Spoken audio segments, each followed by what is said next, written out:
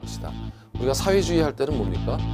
개인보다는 공동체를 우선하는 인간 생활의 개선을 목적으로 부동산 문제 등의 해결을 하기 위한 방법을 찾는 시장은 굉장히 효율적이거든요. 근데 그 시장이 고장났어. 자동차 고장난 거랑 똑같아. 그럼 고쳐야죠. 네, 시험과 관련된 부분을 지금부터 돌아가 보시면 되겠습니다. 안녕하십니까. 자, 이번 시간은 37강이에요. 2장의 원가 방식인데 한 문제 정도 나올 수 있다 이렇게 생각하시면 되겠죠. 원가법에서는 제조달원가와 감가수정, 그다음에 적산법은 크게 중요하지 않습니다. 잘 안 나오는 내용이고 결국 제조달원가, 감가수정, 원가법이 핵심이에요. 원가 방식에서 원가법은 복선가격이라고 하고 제조달원가에서 감가누계액을 공제해서 구하는 방식이에요. 임대료는 적산법에 의해서 평가하고 적산임료는 기초가액에 기대율을 곱해서 필요적용비를 더해서 결정된다. 자, 결국 제조달원가가 중요한데 복제원가와 대치원가를 구분하는 것. 감가수정에서는 내용연수법과 관찰감가법, 분해법, 시장추출법 이런 것을 보는 것이 이번 시간에 학습하실 내용입니다. 자, 여기서 복선가격이라고 한 것은 이룰성자의 다시 복자, 다시 이룬 가격, 다시 만들어 본 가격이다 이렇게 얘기한 거예요. 자, 용어를 정리해야 되는데 준공일이 있어요. 준공일은 건물의 완공일이죠. 건물의 생일이에요. 태어난 날, 건물이 만들어진 날. 그래서 기준 시점까지 왔어요. 기준 시점은 평가, 기준 시점 현재입니다. 가령 2010년 3월에 만들었는 2011, 2, 3, 4, 5, 2010년 3월에 만들었는데 2015, 16년 3월이다. 그러면 6년이죠. 경과년수 6년입니다. 자, 그것이 경과년수는 준공일로부터 기준 시점까지의 말 그대로 경과된 기간을 의미하고 그리고 나머지 내용연수 완료일 가령 내용연수가 2040년이다 라고 하면 총 내용연수는 30년이고 그 중에 24년이 남은 거죠. 잔존 내용연수입니다. 그래서 총 내용연수는 40년이다 이렇게 얘기하는 거고 그렇다면 이 평가 방법은 어떤 평가 방법이냐면 자, 이때 만들어 온 거죠. 새 건물이. 이때 100억으로 만들었다고 해서 지금 100억이 아니라 감가상각이 됐겠죠. 그러니까 이때 만든 가격을 따지는 게 아니라 방법이 역으로 계산합니다. 기준 시점 현재 다시 조달한 원가예요. 이 건물의 재료 등을 다시 만들어 본다면 얼마일까? 그래서 복선 가격입니다. 100억이다 이렇게 가정했다면 6년 전에 준공된 건물을 다시 지금 짓는다면 100억이 될 것이다 이렇게 이제 추정을 한 다음 그래서 부동산 가격 100억입니다 하면 안 되잖아요. 왜냐하면 6년 동안 감가상각될 것을 역으로 환산합니다. 그래서 누계예요. 6년 동안 누계를 더해서 빼주면 그것이 만약에 20억이다 그러면 평가액은 80억입니다 라고 하는 그런 내용이 바로 원가 방식의 기본 구조예요. 이런 것이 기본 구조다. 그리고 내용연수는 경제적 내용연수를 사용합니다. 잠시 후에 보시겠죠? 물리적 내용연수가 아니라 실제 수명, 실제 효용이 지속되는 기간을 가지고 평가를 한다 이런 뜻입니다. 그것이 좀 다르죠. 회계하고. 자, 이렇게 해서 용어 정리를 좀 해봤고요. 자, 기본식이 복선 가격은 제조달 원가에서 감가누계액을 뺀다. 그러면 제조달 원가부터 개념을 잡아 나가기로 합니다. 기준 시점 현재 신품으로 재생산 혹은 재취득할 경우 필요한 원가 총액이 바로 제조달 원가라는 거예요. 항상 중요한 거는 기준 시점 현재 새 것으로 조달한 원가다 이겁니다. 그러니까 여기서는 분명히 경과년수가 분명히 있을 테니까 이 가격이 상한선이에요. 감가누계액이 0이 아닌 이상 상한선입니다. 가격의 대상 물건 가격의 상한선이다. 이 이상으로 평가될 수는 없겠다 이런 뜻이에요. 원가 방식 하에서는. 자, 종류에는 제조달 원가의 종류에는 리프로덕션 코스트를 그냥 직역해가지고 재생산 비용이다. 다시 생산할 때 들어가는 비용이다. 복제 원가다 혹은 복조 원가다 이렇게 얘기하기도 합니다. 가령 10년 전에 이 건물을 만들었는데 이걸 현재 시점에서 똑같이 복사하는 거예요. 복제했을 때 들어가는 원가가 얼마냐 이걸 따져서 지금이라면 가령 얘가 10년 전에 준공했다면 10년 전에 80억이었는데 지금 이걸 그대로 만든다면 지금 얼마일까를 다시 추정하는 거죠. 같은 복제품을 현재 가격으로 그래서 만약에 100억이다 라고 한다면 이것이 제조달 원가가 되는 겁니다. 이 가격은 필요가 없는 거예요. 그런데 문제는 10년 동안 강산이 변했어요. 그래서 여기에 사용된 재료가 다 바뀌었어요. 원가 추정이 곤란하다 이거예요. 오래된 부동산에. 오래된 건물인 경우에는 대치 원가, 리플레이스먼트가 대체하다 이거죠. 그래서 대체 비용 혹은 대치 원가라고 한다. 이렇게 되는 거예요. 그래서 대상 부동산과 동일한 효용을 갖는 물건을 기준 시점 현재의 가격으로 만드는데 드는 비용이다. 이런 뜻입니다. 그렇죠? 그래서 오래된 건물에는 이렇게 복제 원가가 안 되니까 대치 원가를 사용한다. 가령 최근에 만든 가령 1년 된 얘하고 효용이 같다라고 하는 그 부동산이 있다. 그러면 얘를 새로 만들면 얼마일까라고 대치해서 효용이 같은 다른 부동산의 원가로 대치하는 거예요. 이런 뜻입니다. 자, 그러면 이 제조달 원가의 구성은 어떻게 되어 있는가라고 하는 건데 제조달 원가는 표준 건축비와 도급인의 통상 부대 비용으로 구성된다 이렇게 얘기를 할 수가 있는 거고 표준 건축비라는 것은 직접 공사비, 간접 공사비가 들어가고 요게 중요해요. 수급인의 이윤. 자, 수급인의 이윤이라고 하는 것은 도급 계약에서 도급인이 있고 수급인이 있는데 수급인은 건설회사다. 공사하는 주체다. 이렇게 생각하시면 돼요. 수급받았다 이런 거니까. 그래서 돈을 받는 사람이다 이런 뜻이에요. 그래서 이 이윤까지도 포함된다 이런 겁니다. 도급인은 건물 발주를 주는 거니까 사업주죠. 시행사입니다. 얘는 시공사가 아니라 얘는 시공사고 시행사예요. 주인이에요. 주인이 통상 부대 비용을 내는 건 맞아요. 등기비용, 소유자금이자 감독비, 취등록세 등 재세금까지도 포함해서 이렇게 제조달 원가에 구성된다라는 겁니다. 자, 그러면 어떤 방법으로 추정할 거냐라는 건 가볍게 보시면 될 것 같아요. 총가격 적산법이라는 것을 총량조사법이라고도 하고 여기 총이 들어갔다는 뜻은 원가의 3대 요소가 자재비, 노무비, 부대비용이라고 합니다. 그 3대 요소를 총 조사하겠다 뭐 이런 거죠. 총량을. 그래서 합산하겠다. 뭐 공식도 아니에요 이건. 자재량에다 단가 자재비고 노무비에다 단가 노무 부대비용 이렇게 더해서 구하겠다. 구성단위법은 부분별 단가적용법이에요. 이것은 마치 소고기 부위마다 가격이 다르듯이 지붕, 벽, 바닥 등 구성 부분별 제작 원가가 있을 거고 그래서 각각 여기다가 표준가격에다가 수량을 곱해서 구하겠다. 뭐 이런 거고요. 좀 보실 거는 이 비용지수법하고 잠시 후에 단위비교법 두 개가 좀 중요한 의미가 있는데 비용지수법 혹은 변동률 적용법이라고 하는 것은 이것은 기준 시점과 차이에 따른 시점 수정이에요. 예를 들어서 그러니까는 여기 준공일 현재 여기가 준공일이었죠. 그리고 기준 시점이 있습니다만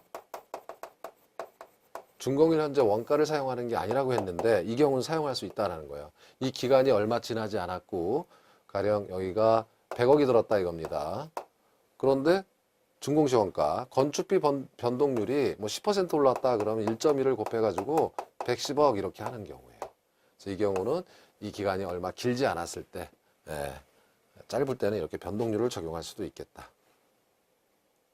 단위비교법은 우리 아파트 같은 경우에 이렇게 하죠. 제곱미터당 건설비에다가 단위가 이제 제곱미터예요. 건설비용에다가 곱하기 연면적을 하면 원가가 나오겠죠. 아파트 같은 경우 이렇게 한다라는 겁니다. 자, 여기에 관한 문제가 15회 때 있어요. 동일한 기능적 효용을 제공하는 현대적 건물과 얘는 새 건물이에요. 건축한 지 오래되어 원자재 디자인 배치 등에 크게 다른 건물을 원가법으로 감정평가한다. 가장 적절하지 않은 것. 자, 건물이 오래되어서 복성원가, 재생산 비용을 구하기 곤란하니까 대치원가 건물을 추정했다. 잘 된 거죠? 오래돼서 효용이 같은 다른 물건으로 추정한 겁니다. 건물 비용은 단위 비교법을 이용하여 평방미터당 비용을 구하여 사용했다. 단위 비교법에 대한 설명이 맞는 거죠. 그래서 틀리지 않았다라는 거고요. 자, 건물 생산 비용에 직접 간접 비용 포함시키고 기업 이윤, 개발 이윤과 동산의 감가상각비를 제외하고 추정하였다. 이게 수급인의 이윤이거든요. 수급인의 이윤은 제외하는 게 아니라 포함시켜야죠. 동산의 감가상각비는 가령 덤프트럭 차량을 사용해서 감가상각 들었다면 당연히 비용에 포함되는 겁니다. 그래서 이 컴마 뒤에가 틀렸어요. 그래서 틀린 것은 3번입니다. 이건 아직 안 배웠지만 잠시 후 감가상각 추정액은 감가상각 방법 중에 분해법이 있다라는 거예요.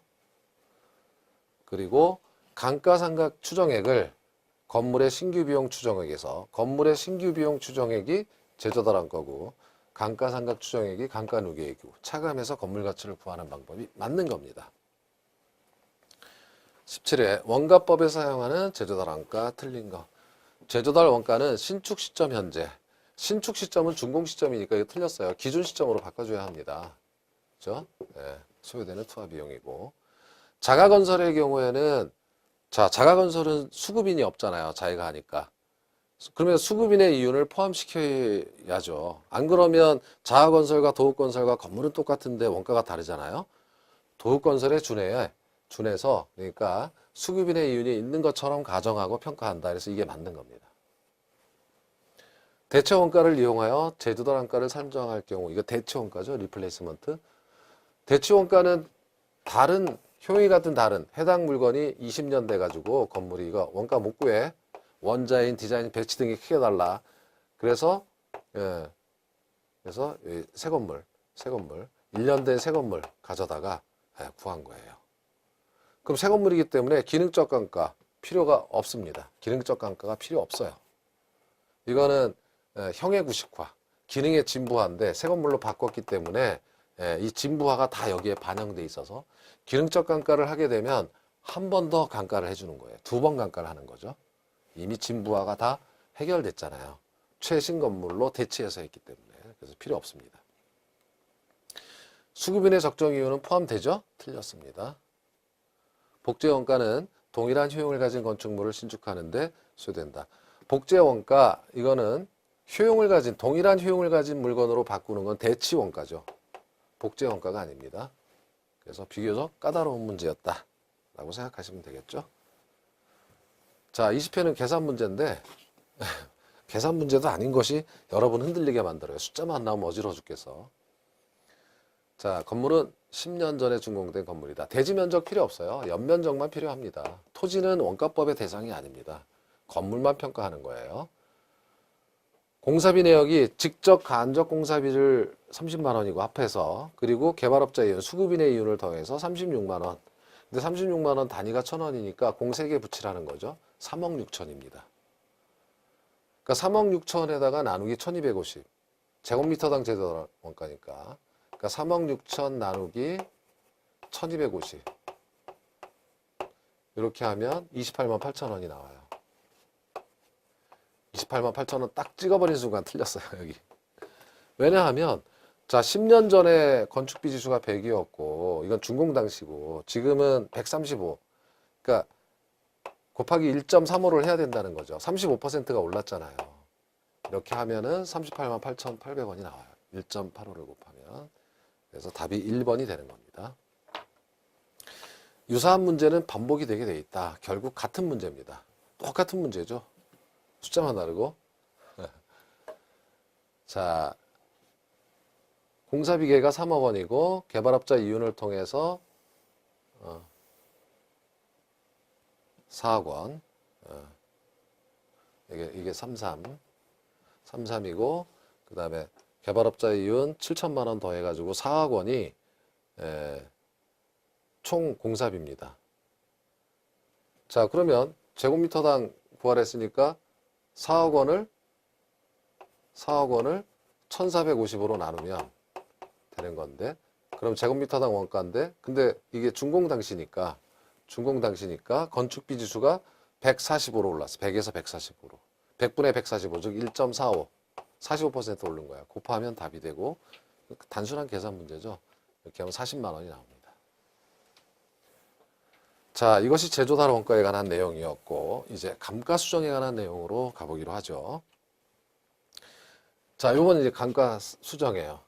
감가수정, 감가상각인데 평가에서 감가상각을 감가수정이라고 한다. 회계학하고 좀 다른 개념이기 때문에 이렇게 해서 하는 겁니다.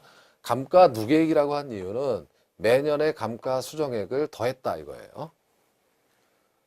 자, 의의를 보면 제조달 원가를 감액해야 할 요인이 있는 경우, 자, 여기서 중요한 것은 물리적 감가뿐만 아니라 지난 시간에 배웠던 균형의 원칙이 어긋날 때 기능적 감가, 그 다음에 뭡니까? 적합의 원칙이 어긋날 때 경제적 감가 등을 고려하여 그에 해당하는 금액을 제조달 원가에서 공제해서 이런 물리기능 경제적 감가를 반영해서 공제해서 대상 부동산의 가액을 적정하는 작업이 바로 감가수정이다 이렇게 이제 보는 거죠.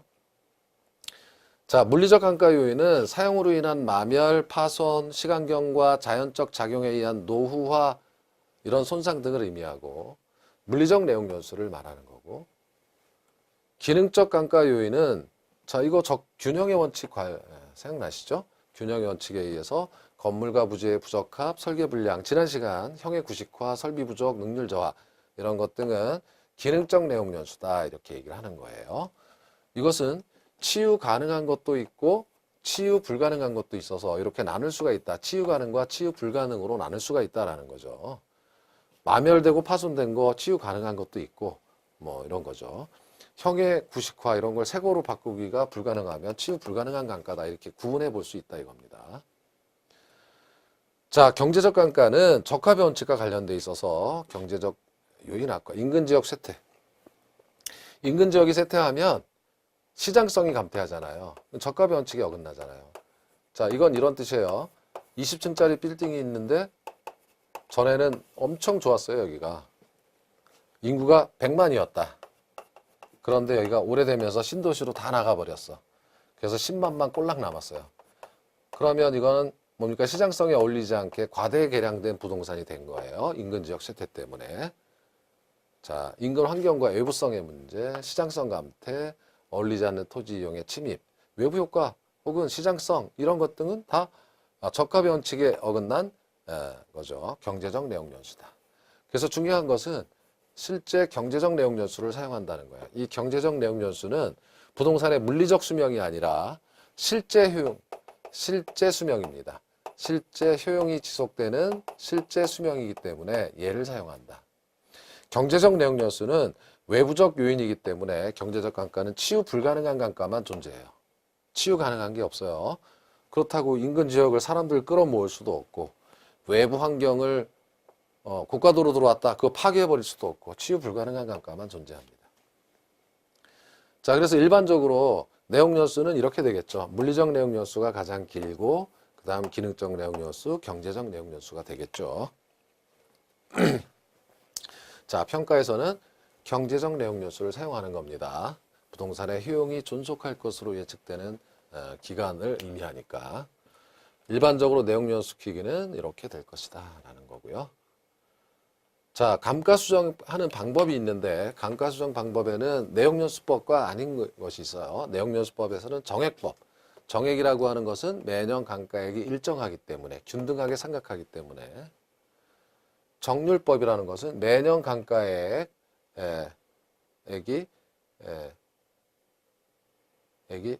비율로 생각이 되는 거예요. 그래서 일정한 것이 아니라 초기 생각액이 큽니다. 그래서 줄어드는 거죠. 그래서 체감상각법이다 이렇게 얘기하는 거고, 상환기금법은 정액법과 거의 유사한데 매년 감가액에서 복리이자가 발생한다는 전제하에 상각액을 구하는 거예요. 그래서 균등상각법이라고도 합니다. 잠시 후에 보실 거예요. 사례를 들어야 돼요, 이거는. 그리고 내용연수가 아닌 방법의 관찰감가법, 감가요인을 관찰한 후 구한다. 주관적이다. 분해법, 내구성 분해 방식이라고도 하고, 물리기능 경제적 감가를 치유가능과 치유불능으로 구분해서 구한다. 시장추출법 나왔죠? 이거는 대체 원칙에 의해서 거래 사례로부터 감가수익률을 구한다. 임대료 손실환원법은 신축 부동산과 오래된 부동산 간의 감가액의 차이는 바로 임대료로 나타날 것이기 때문에 그만큼이 감가상각이 되지 않았겠냐, 뭐 이렇게 보는 거예요. 자, 이런 것 등을 하나씩 정리해 보기로 합니다. 정액법이라고 하는 것은 매년 감가액이 일정하다 그랬죠. 균등상각법. 자, 사례를 들어보면 준공 후 10년이 경과한 건평 400제곱미터의 주택이 있다. 기준 시점 현재 제곱미터당 제조도량가는 100만 원. 그러면 기준 시점 현재 제조도량가를 구하면 코스트 C는 단위비과법에 의해서 400제곱미터 곱하기 100만 원은 4억 원이 됩니다.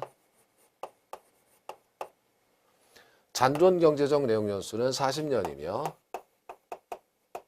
내용연수가 만료할 때 잔가율은 0%다. 빵이다. 이거예요. 정액법에 의한 복선가격을 구해봐라 했어요. 그러면 자, 복선가격 P는 제조다량가에서 감가 누계액을 빼는 거였죠. 그러면 제조다량가는 4억 원이었죠. 요거를 구하면 되는데 정액법은 이 4억 원이 매년 일정하게 상각이 된다는 뜻이죠. 그러면 4억 원을 50년으로 나누면 5, 8, 40이니까 800만 원씩 매년 상각이 되는 거예요. 800만 원씩 40번 제가 이게 화살표 그려서 쭉 쓰면 감가상각이 되는 겁니다. 자, 그러면 자, 감가 누계액은 800만 원 곱하기 50년이니까 감가 누계액은 4억이 되겠죠. 감가 누계액은 4억 원이 됩니다. 그래서 매년 800만 원씩 50년 상각해서 누계액 4억이 되니까 마지막 해의 잔가율은 없는 거예요. 마지막 해 50년 차라면 4억 원에서 4억 원 빼면 0이 되는 거죠. 그래서 잔가율이 0입니다. 그래서 이렇게 상각해야 될 감가 누계액을 매년 일정하게 균등하게 상각하는 방법이 정액법이에요. 그러면 몇 년 지났냐면 10년 지났죠. 그럼 감가 누계액은 8천만 원이잖아요.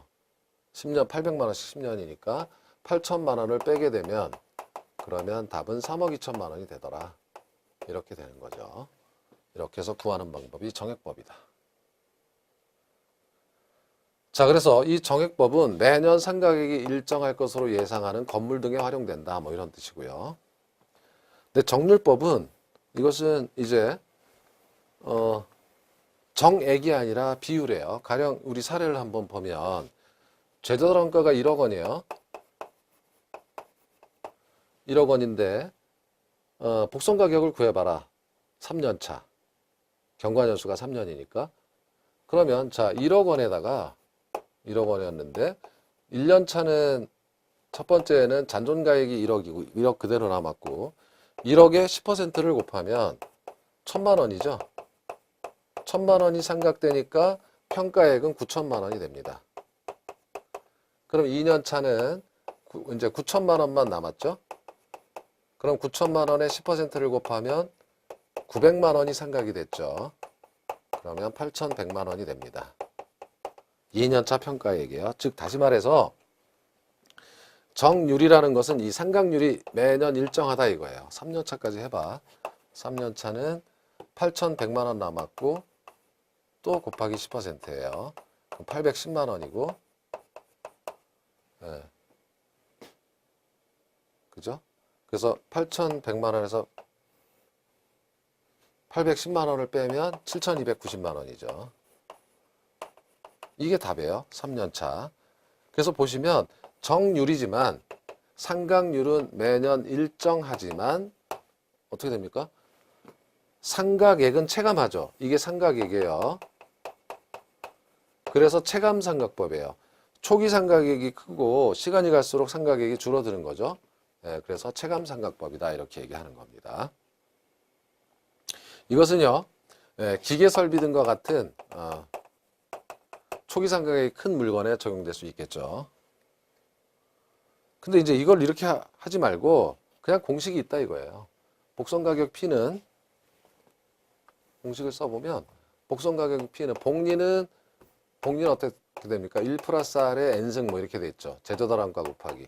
근데 복리 이자가 붙는 게 아니라 얘는 까여 나가는 거니까 1 마이너스 R에 N승 이렇게 쓸 수가 있다 이거야.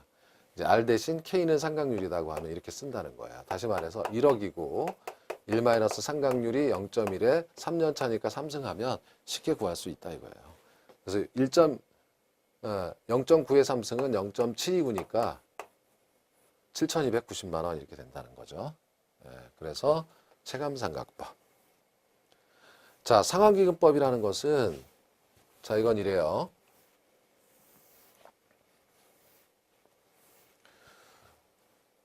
자, 여기 감채인 계수가 나오는 이유는 감채인 기수는 가령 미래 만들 금액이 10억이다. 그러면 10억에다가 감채인 기수를 곱하면 매기 적립해야 될 금액이 나온다 이거죠. 가령 아까 정액법에 있어서 4억 원을 감가상각했죠. 4억 원을 50년으로 나누니까 800만 원이 매년 감가상각이 됐죠. 다시 말해서 여기가 50년이라면 800만 원씩 감가상각하면 어떻게 됩니까? 800만 원씩 감가상각하면은 그 50년 후에 4억 원 됐죠. 4억 원. 그런데 4억 원을 만들 때 여기 이자가 발생한다면 800만 원보다 가령 적겠죠. 700 이런 식으로. 적은 금액을 해도 감가누계액을 만들 수 있다 이런 의미예요. 사례를 한번 보면 이런 사례를 보시죠. 다음 조건에서 정액법과 상환기금법이 어떻게 다른지를 보는 거예요. 상환기금법에 의한 복선가격을 구해봐라.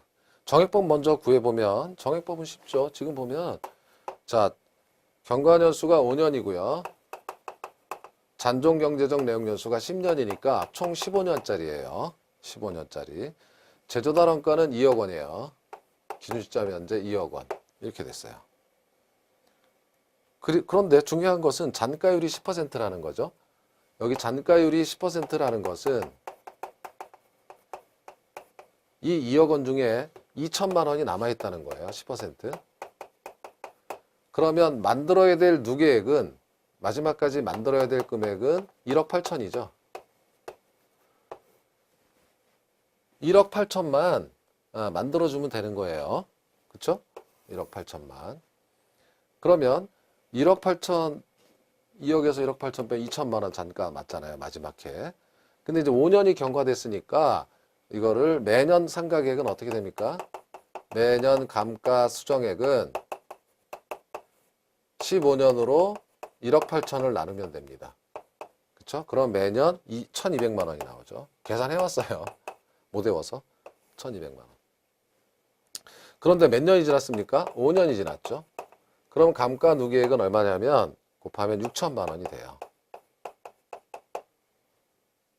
자, 6천만 원이 되니까 자, 정액법에 의한 가격은 2억 원에서 6천만 원을 빼죠. 따라서 정액법에 의하면 2억 원에서 6천만 원을 빼면 1억 4천이 됩니다. 이렇게 되는 거죠. 이게 정액법이에요. 그런데 매기 이자가 발생한다. 감가상각액에서 1억 8천을 만들 때 그러니까 1200만 원씩 15년이면 1억 8천이 되는데 이자가 발생한다면 1억 8천을 만들 때 1200만 원보다 적어도 되잖아요. 그럼 매년 감가상각액은 얼마냐? 매년 감가상각액은 감채인계수를 곱하면 된다 이거예요. 감채인계수는 0.03이에요. 그러면 0.03 이자율이 10%라고 했으니까 10%짜리 15년짜리는 0.03으로 주어졌으면 540만 원씩만 해도 15년 적립하면 1억 8천이 만들어지니까 자 그러면 540만 원씩 5년이면 2,700만 원이 됩니다. 따라서 2억 원에서 얼마냐면 2,700만 원을 빼면 자 이건 얼마입니까? 1억 7,300이잖아요. 이거는 상환기금법이에요. 자 이렇게 보듯이 매년 감가액에서 복리이자가 발생한다는 전자의 감가누계액을 만드는 방법은 그렇지 않은 정액법보다 감가누계액은 적을 것이고 상각액은 크겠죠. 이거를 수익 방식에서는 자본회수 방법이다 이렇게 똑같이 얘기하게 될 거예요. 자본회수를 해서 1억 8천을 만들어 놔야 되는데 사실 감가상각법은 감가상각이란 투자한 것을 다시 회수하는 그런 개념이거든요. 자본회수. 그런데 이자가 발생한다는 전제하에 조금만 회수해도 1억 8천이 만들어진다. 그래서 평가액은 더 큰 겁니다. 그래서 물건은 이런 거는 가령 이제 재투자가 그러니까 당해부동산으로 재투자가 불가능한 뭐 이런 광산 등에 활용될 수 있다 뭐 이런 건데 그것까지 뭐 너무 신경 쓰지 마시고 지금 세 가지를 구분할 수 있으시면 될 거다라는 거죠. 그래서 정액법, 정률법, 상환기금법이 있다 이렇게 이제 보시면 됩니다.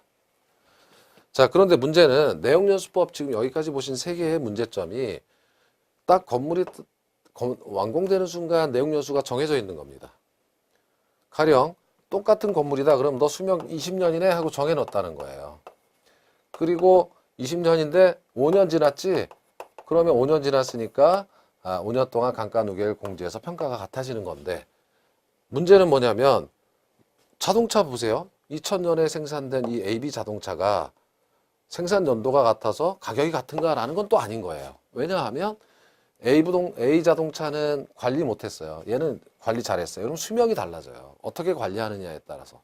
사람도 술, 담배 먹고 하면 수명이 짧아지듯이 관리를 어떻게 하느냐에 따라서 똑같이 태어났어도 수명이 달라질 수 있다. 따라서 감가 요인을 세밀히 관찰한 후 실제 감가액을 구하는 방법이 관찰감가법인데 주로 내용연수법과 병행해 가지고 이 내용연수를 늘리거나 줄여줍니다.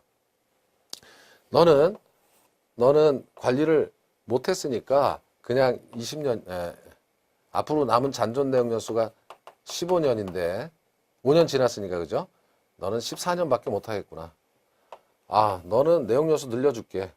관리를 너무 잘해서 25년까지는 타겠네. 그래서 20년 더 탈 수 있네. 그래서 내용연수가 25년이 되는 이런 식으로 내용연수를 바꿔주면 평가액이 달라지겠죠. 그런 방법이에요. 그런데 이거를 감가 요인을 그러니까 예를 들어서 물리, 기능, 경제적 감가 요인을 관찰해서 내용연수법을 조정하는 방법이 관찰감가법인데 그게 굉장히 주관적이라는 거죠. 그걸 딱 보고 이게 몇 년이냐 이런 것을 하기 어렵다는 거죠. 그래서 주관적인 단점이 있다 이거예요. 분해법은 같아요. 같지만 이제 물리기능 경제감가를 금액으로 계산하고 치유가능과 치유불능으로 나누어서 금액으로 계산한다. 이거 계산 문제가 나오는 건 아니고요. 시장추출법을 이해하기 위해서 한번 해본 거예요. 가령 경과년수 5년인 사례부동산이 8억 원에 거래됐어요. 근데 제조도랑 걸 구해보니까 10억 원이에요. 이 말은 지금 새 건물이라면 10억 원인데 5년이 지났기 때문에 8억이 됐으니까 감가상각이 2억 원이 됐다는 거잖아요.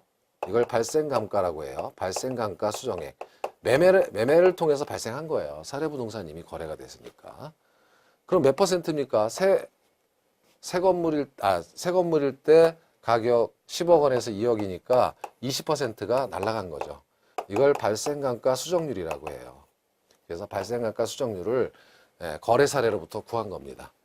그러면 대상부동산도 20% 그냥 적용시켜서 해버리자 이 뜻이에요. 대상부동산이 9억 원이면 20%를 곱하면 1억 8천이 날아간 거죠. 그러면 평가액은 9억에서 1억 8천을 빼면 6억 2천만 원이다. 뭐 이렇게 얘기할 수 있다는 거죠. 아니, 7억 2천이죠. 7억 2천만 원 이렇게 해서 평가하겠다. 그래서 시장추출법은 대체 원칙에 의해서 유사한 효율 같은 거래 사례로부터 발생감가 수정률을 구해서 이렇게 하는 방법이 있고 계산 문제는 중요하지 않고 이 말을 이해할 수 있으면 되겠다라는 거죠. 임대료 손실환원법은 가령 신축된 부동산은 50만 원 제곱미터당 근데 대상 부동산은 신축이 아니라서 10만 원 요만큼이 감가상각이 반영돼서 월 임대료로 나타났으니까 이걸 연으로 환산해서 자본환원하면 감가상각이 될 것이다. 뭐 이런 정도를 들어보시면 되겠습니다. 라는 거죠. 자, 또 하나 중요한 것은 여러분들 시험에서 자주 나오는 거예요. 어떤 게 자주 나오냐면 평가 목적의 감가상각과 회계 목적의 감가상각을 구분합니다. 자, 회계학에서는요. 가령 기계를 샀습니다. 기계를 100억을 샀어요. 수명이 가령 20년이에요. 그럼 이게 장부가라고 하는 건데 수명이 20년이라는 것은 투하한 자본을 회수해야죠. 그래서 감가상각이 정액법이라고 할 때 가령 매년 5억씩 이렇게 장부에서 차감을 해나가는 겁니다. 20년이 되면 0으로 만들어버리는 거죠. 그래서 이것은 기업 회계에 관련돼서 취득 원가 100억을 비용 배분해 주는 거예요. 20년에 걸쳐서 기계적으로. 그렇지만 감정평가에서는 실제 가치를 구하는 거예요. 복선가격이라는 실제 가치를 구하기 위해서 하는 거니까 얘는 제조달 원가를 기준으로 감가 누계획을 하죠. 지금 다시 만들어 보면 새 건물로 만들면 얼마일까라는 걸 기준으로 감가를 해나가지만 여기는 취득 원가, 장부가 얼마에 샀니가 중요한 거예요. 회계학에서는. 자, 그러다 보니까 여기서는 경과 기간 동안 누계획이 중요했죠. 평가를 해야 되니까. 공식 기억나시죠? 여기선 특정 회계연도분이 얼마냐가 중요한 거고 누계 같은 거 필요 없어요. 그죠? 까나가면 되는 거니까. 그리고 얘는 멸실이 되더라도 멸실이 되면은 물건이 건물 파괴됐어. 지진으로. 평가할 수가 없죠. 가치가 없는데. 근데 회계학에서는요. 100억을 어쨌든 처리해 줘야 돼요. 그래서 멸실이 돼도 계속 될 수밖에 없는 겁니다. 그리고 얘는 실제 평가를 위한 거니까 실제 가치 감소분을 계산하는 거고 얘는 명목상 비용 부담이에요. 실제 가치 감소분을 계산하기 위해서 관찰감가법을 인정하는 겁니다. 그러니까 주관적인 것도 인정해 주는 거지만 여기서는 절대 인정할 수가 없어요. 뭐 관찰해서 감가해, 그죠? 어차피 100억만 까버리면 되는 건데. 그리고 또한 경제적 감가까지 취급하는 거죠. 주변 환경이 어땠어. 근데 여기는 경제적 감가를 취급할 이유가 없는 거예요. 이렇게 차이가 있어요. 그죠?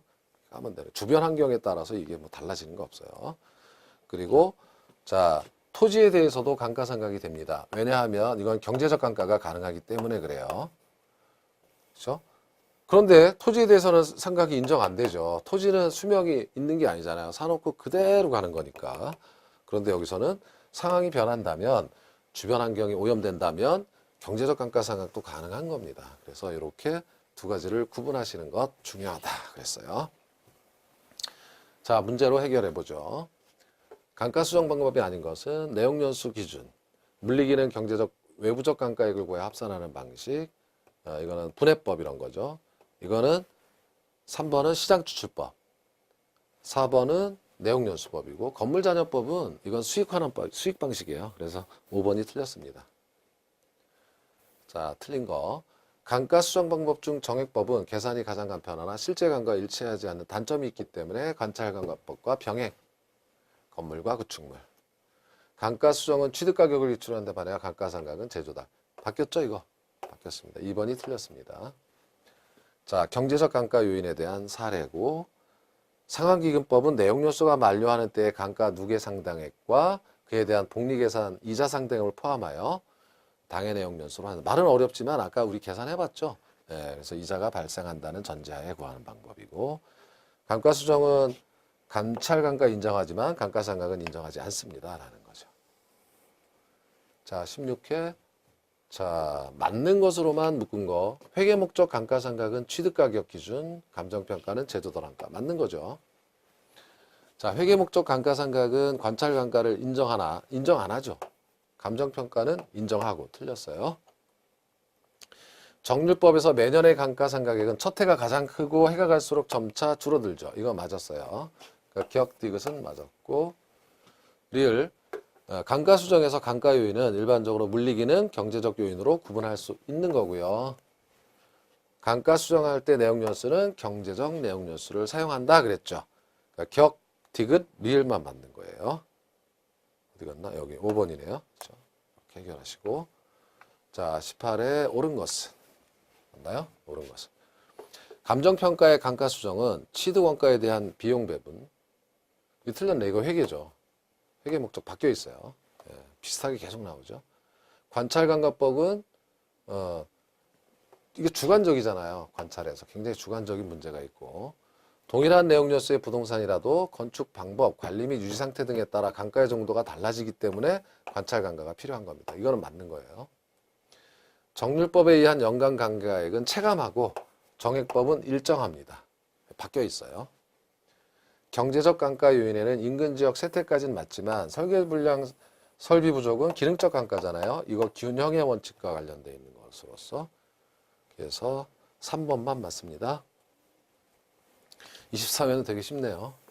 감가수정 방법 중 건물의 내용연수가 만료될 때까지의 감가누계 상당액과 그에 대한 복리계산 이자 상당 포함하여 내용연수. 아까 문제 지문 중에 있었죠. 기출문제 반복됩니다. 상환기금법이었어요. 자, 이거는 뭡니까? 계산 문제. 감가수정액을 구해봐라. 여기서부터 여기까지 5년이네요. 경과년수가 5년이에요. 제조사랑가는 2억 원. 경제적 내용연수는 50년입니다. 총 내용연수가 50년이라는 뜻이에요. 자, 정액법이고 내용연수 잔조가치율은 10%니까 2억 원이 남아있어서 그죠? 2천만 원이 남아있어서 10%는 2천만 원이죠. 그러면 2억 원에서 2천만 원을 빼면 정액법은 1억 8천을 50년으로 나누면 매년 감가상각이 됩니다. 그러면 360만 원이 되는 거고 여기다가 지금 5년이죠. 5년이 경과했으니까 감가 누계액은 이제 감가 수정액이 되겠죠. 5를 곱하면 1,800만 원이 됩니다. 간단한 문제죠. 그러니까 답이 1,800만 원 2번이 되는 거예요. 자, 이번엔 적산법이에요. 적산법. 이 감가 수정은 없고 적산법은 공식이 적산법은 이게 적은 쌓을 적자고 산은 계산할 산자예요. 쌓아서 계산한다 이런 의미가 있어요. 뭘 쌓아서 계산하냐? 이 필요재경비가 여러 가지거든요. 이런 뜻입니다. 그래서 기본 공식은 기초가액, 기대율, 필요재경비 이렇게 됩니다. 자, 기초가액을 보게 되면 기준 시점에 있어서 대상 물건의 시장 가치예요. 당신이 얼마에 산 게 중요한 게 아니라 평가해봤더니 얘가 얼마짜리냐 이거죠. 가령 기초가액이 100억 원짜리다 이거예요. 평가해봤더니 원가법 혹은 거래사례 비교법으로 해봤더니 100억 원이다. 100억 원. 이 100억짜리 건물에 그럼 임대료 얼마 받아야 되니 이 뜻이에요. 이렇게 생각하세요. 여러분 100억 원을 가지고 은행 가면 얼마나 받겠습니까? 그럼 그게 기대율이에요. 가령 그게 뭐 2%다라고 하면 100억 곱하기 2%는 2억 원이네요. 임대료 2억 받으면 되겠네요. 그러면 은행 가서 받는 거나 똑같네요. 이런 뜻이에요. 그런데 문제는 그러면 은행 가나 건물 사나 똑같은데 뭐하러 건물 사가지고 고생해? 여러 가지 경비 드는데 저거 머리 아프게 은행 가지. 그러니까 임대료는 필요 경비를 더해서 받는다. 필요한 여러 가지 경비를 더해서 받는다. 이런 뜻입니다. 자, 그래서 건물이 100억짜리 임대료는 얼마나 받아야 할까? 그래서 투입되는 자본에 대하여 임대차 기간 동안 기대되는 수익의 비율 이것을 우리는 기초가격 곱하기 기대율이라고 하는 거고요. 그것은 이제 순임료라고 하는 곳에서 나와 있는 거예요. 이게 바로 이제 순임료라고 하는 겁니다. 다음 시간에 이걸 더하면 실질임료라고 하는 거예요. 실질적으로 경비를 더해서 받아야죠. 자, 그 필요 경비에는 뭐가 있을까라고 하는 거죠. 감가상각비, 당연히 감가상각비는 임대료에 포함된다는 개념이에요. 여기 건물에 사는 것은 임차인이 살잖아요. 그러니까 임차인이 내야 될 몫이다 이런 뜻이에요. 이 색으로 하겠습니다. 임차인. 유지비, 관리비, 수선비도 당연히 경비에 들어간다는 개념이지만 공익비, 부가사용료, 대수원비는 포함되지 않아요. 이건 자본적 지출이라서 들어가지 않습니다. 그러니까 대수원비는 자본적 지출이에요. 예를 들면 대수선을 하면 기초가액이 올라가서 임료가 높아지는데 여기서 또 받으면 안 되는 거고요. 공익비, 부가사용료는 이거는 실비로 이미 지출한 거예요. 실비로 임차인이 낸 거예요. 그렇죠? 뭐 공동정기사용료라든지 뭐 이런 등등이 있죠. 이런 걸 실비로 이미 지불한 거기 때문에 임차인이 포함시키지 않는다 이거예요. 필요재경비에. 그리고 재산세, 도시가액세 이런 거는 재산세에 딸려 나오는 거고 얘는 보유가세이기 때문에 사는 사람이 내라 이거예요. 임차인이. 그렇지만 소득세는 소득세나 법인세는 임대소득에 대한 세금 아니에요. 법인이 내면 법인세, 개인이 내면 소득세. 그럼 이 임대소득에 대한 세금을 임대인이 내야지 왜 여기 임차료에 부과합니까? 말도 안 되죠. 취등록세도 이거 살 때 포함되는 거니까 본인이 내야 되겠죠. 임대인 본인이. 그러니까 포함되지 않는 건 당연하고. 소멸성 보험료, 화재 보험료도 여기 사는 사람이 내는 게 당연한 겁니다. 그래서 이제 이렇게 나왔던 거고요. 그래서 이제 문제는 최근에는 잘 안 나옵니다. 8회 찾아보려니까 옛날 거였어요. 필요재경비 항목에 속하지 않는 것은 그래서 문제수가 과거 10문제 넘다가 6문제로 제한되면서 이제 이렇게는 안 나오는 거예요. 중요한 것만 나오는 겁니다. 그래서 법인세가 안 들어가죠. 이거 임대에 대한 소득세는 임대인이 내야 돼요. 나머지는 다 들어가는 겁니다. 13회 때는 계산 문제. 그러니까 5천만 원이 시장가치, 기초가액이죠. 곱하기 상각 후 세공제전 기대이율 5%가 기대이율이니까 250만 원. 5천만 원에 5%는 250만 원이 순임료고, 그 다음에 감가상각비 등 필요제공비가 70만 원이니까 이걸 더하면 적산임료가 되죠. 320만 원. 그냥 바로 계산이 되는 그런 내용이에요. 자, 다음은 OX 문제. 자, 3번부터예요. 물론 658쪽에 있고요. 제조도랑가란 대상 부동산의 준공 시점이 아니에요. 기준 시점입니다. 이거 항상 조심하셔야 돼요.